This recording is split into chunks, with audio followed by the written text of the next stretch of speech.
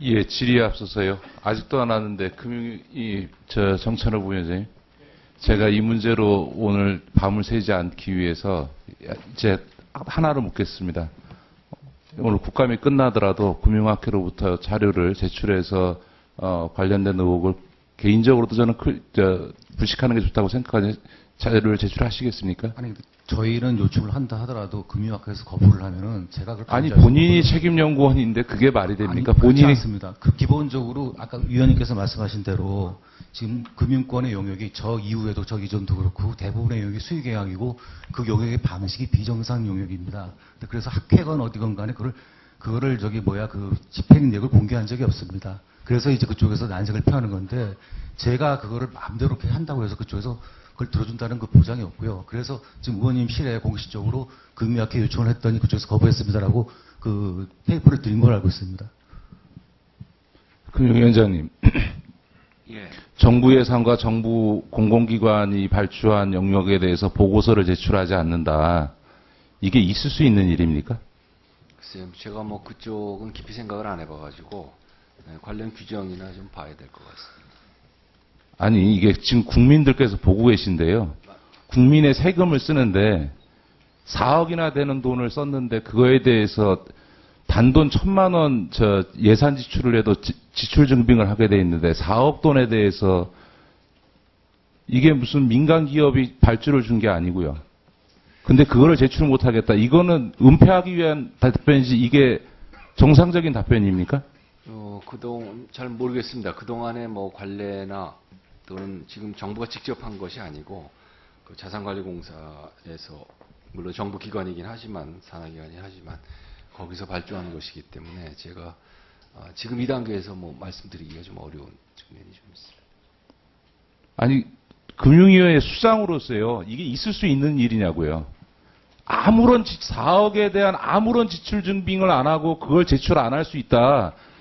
이런 예산 집행을 국민들이 납득할 수 있겠냐 말씀입니다. 그러니까 제가 알기로는 자산관리공사에서 대략적인 대략적이라기보다 하여튼 자산관리공사에서 할 수 있는 그러한 거는 제가 제출한 걸로 알고 있습니다.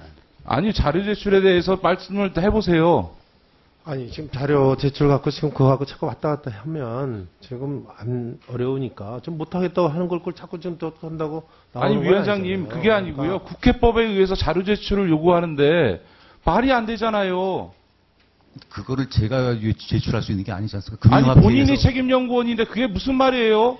책임연구원이 요청한다고 해서 학회 수준 그런 게 아닙니다. 그러면 지금까지 금융학회, 제가 알기로는 금융학회뿐만 아니라 모든 학회에서 죄송합니다만은 그 연구비 집행력을 공개한 적이 없습니다. 근데 그거를 제가 그러면 금융위원장님. 제가 민간에 대해서 이거를 공개하지 않는 이런 형태의 수의계약의 비정산 연구용역을 계속 하실 거예요? 아니, 제가 그걸 이제 따져봐야 되겠는데요. 지금 금융학회라는 게 이제 순수한 민간 영역이기 때문에. 발주 쪽에서 조건을 예, 걸면 그거는 수용이 안 되는 조건을 거죠. 지금 거기서 할 때 걸었는지 안 걸었는지 잘 모르겠습니다만, 보통 이제 수의계약을 할 때, 1억이면 1억에 대해서, 수의계약을 하고 1억을 그냥 럼썸으로 주는 걸로 제가 알고 있습니다. 아니, 그러니까 지속하실 거냐고요. 예? 그게 지속될 수 있는 방식이냐고요. 보겠습니다. 제가 갑자기 이 부분에서 생각을 하고 묻질 못했기 때문에. 제가 오늘 다른 의원님들 때문에요. 다음번 예산 질의 때 다시 하겠습니다만, 이런 방식의 국민의 세금을 쓰면서 지출 증빙도 하지 않는 이런 수의 계약을 계속 할 건지에 대해서 개선안을 만드시고요. 그 안에 대해서 보고를 해 주시기 바랍니다. 있을 수 없는 일이에요. 네, 앉아주십시오. 네. 금융위원장님, 또 하나 종합국감의 지형 직질을 좀 하겠습니다. 금융지주회사 이번 KB 사태를 보니까요, 세 가지 크게 문제가 드러났습니다. 하나는 지주회사 회장이 권한을 갖고 있는데 책임지지 않는 문제가 하나 있고요. 두 번째로 지주회장과 은행장 간의 권한과 책임의 배분 문제가 하나 제기됐고요.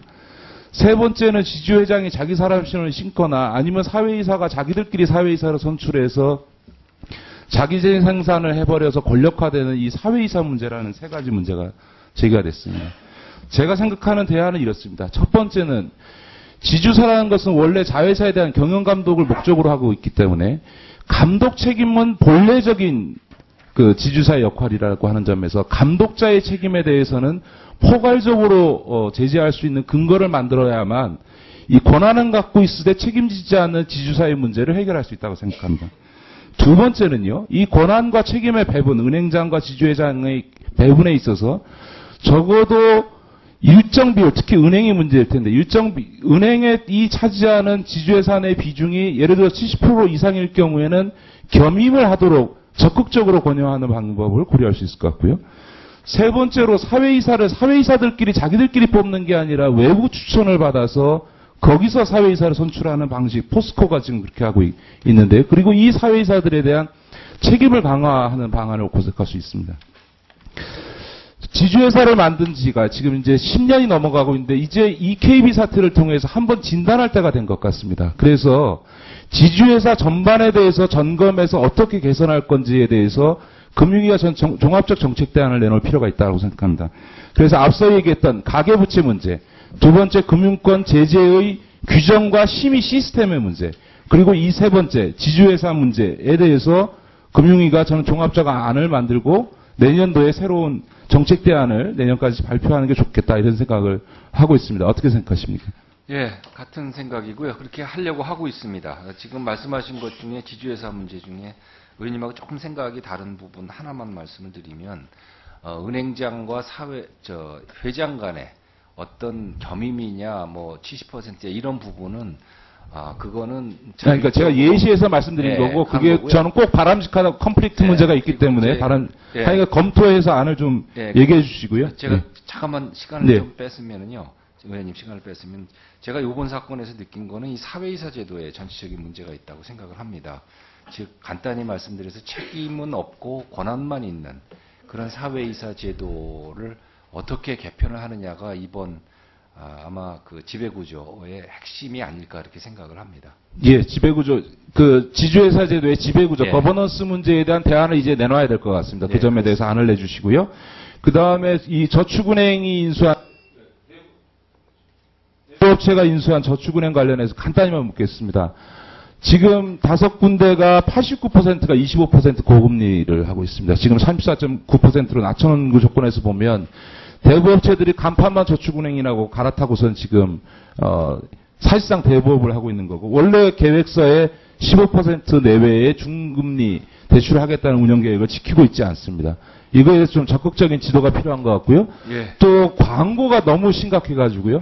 9월 한 달 동안 지금 3개 저축은행이 2만 회에서 OK저축은행은 이게 VOD나 이 반복으로 하면 무려 410만 회가 지금 노출되고 있습니다. 이 대부업체 광고에 대해서 특히 금융감독원장님 점검하셔서 어떻게 할 건지 이거 지금 자체 심의 이런 형태로 되어 있는 부분들도 좀 고쳐주셨으면 좋겠고요. 그 다음에 이 T12 문제와 관련해 가지고요. 지난번에 기술평가 인증서 받고도 20%가 대출받지 못하고 25%는 추가 담보를 요구받고 있는 문제와 관련해서 이 지금 기술신용 중점 사업으로 하고 계신데요. 이런 문제가 앞으로 재현되지 않도록 이 활성화 사업에 실질적으로 대출로 연결되는 모니터링이 필요한데 온랜딩 대출에서 저는 기보를 배제하는 것은 민간 육성한다고 하지만 아직 민간이 준비되어 있지 않은 조건에서 저는 문제가 좀 있다고 생각합니다. 이 점에 대해서 한번 재검토를 해주셨으면 좋겠고요. 민간이 그만큼 준비되어 있지 않은 조건에서 일단 기술력이 그러니까 축적되어 있는 기보를 중심으로 봐주셨으면 좋겠고요. 그 다음에 그냥 쭉 질문하고 답을 듣겠습니다. 회계감리 개선 방안 지금 보고를 받았는데 아무리 따져봐도 지금 현재 1779개인 회사를 25명, 23명이 감리하는 건 지금 현실적으로 문제인 것 같습니다. 금감원장님 이 인력 확대 방안에 대해서 검토해 주시고요. 금융위원회에서 지금 조회공시 요구권 개선을 지금 한국거래에서 요구를 했는데 이게 그냥 달라는 게 아니라 상법상의 소외주주권에 해당하는 정도로 하면 남용될 소지가 없습니다. 이 점에 대해서 금융위의 입장을 좀 듣고 싶고요. 자, 마무리하세요.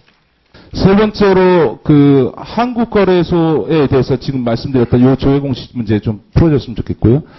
그 예보 사장님 의결권 행사 기준과 관련해서 지금 마련이 아직도 안 되는데 국민연금의 의결권 행사 기준을 원용하는 문제에 대해서 조금 의견을 주셨으면 좋겠고요. 마지막으로요. 제가 이번 KB 사태나 이런 걸 보면서 감사 문제와 관련해서요. 지금 모피아 낙하산 문제가 계속 지적되고 있습니다. 그게 지적되니까 이제 모피아는 줄어들고 정피아, 박피아들이 그 자리를 차지하고 있습니다. 저는 우리 퇴직한 모피아 관료들이 다 민간 회사에 가거나 놀아야 된다고 생각하지 않습니다. 그 축적된 경험을 잘 공공 영역에 활용하는 것 좋은 방안이라고 저는 생각을 합니다. 다만 부적절하게 또 지나치게 할 경우에 지금 문제가 된다고 저는 생각합니다. 그 점과 관련해서 제가 좀 제안을 드리고 싶은 것은 현재 금융공공기관의 감사들의 역할과 내부 감사 시스템에 대해서 종합적으로 한번 점검을 한번 해보셨으면 좋겠습니다. 어떻게 보면 우리 금융감독원이나 금융위원회의 축적된 역량들이 그 금융공공기관들의 감사로 가서 감독기관에 대한 로비 창구 역할을 하는 게 아니라 내부 감사를 철저히 해주게 되면 금융감독당국이 갖고 있는 인력이나 시스템상의 부족을 해결해 줄 수 있습니다. 그걸 통해서 좋은 전범들이 만들어지게 되면 인력 활용의 측면에 있어서나 금융공공기관이나 이 공공성 있는 금융기관의 이 감사 시스템 문제를 개혁하는 좋은 방안이 저는 될 수 있다고 생각을 하고 있습니다. 그걸 통해서 우리 공직자들의 축적된 경험을 어떻게 민간 기업에만 주는 게 아니고 잘 활용할 것인가라는 방안도 있을 수 있다고 생각합니다. 이 정도에 대해서도 검토를 하셔서 감사 시스템을 전반적으로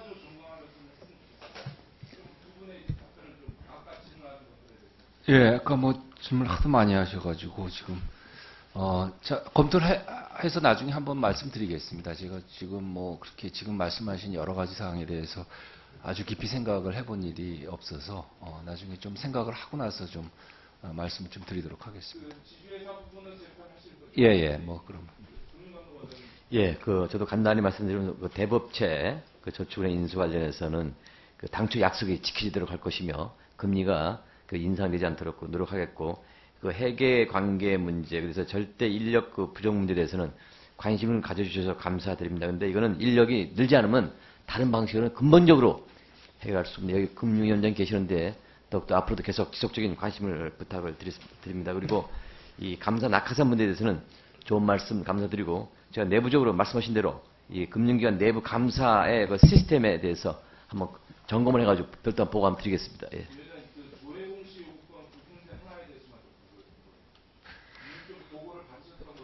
네, 좀 나중에 좀 아직 결론을 잘 못 냈습니다. 제가 아직 좀 더 의견을 들어봐야 될 것 같아서 조금만 좀 기다려 주시죠.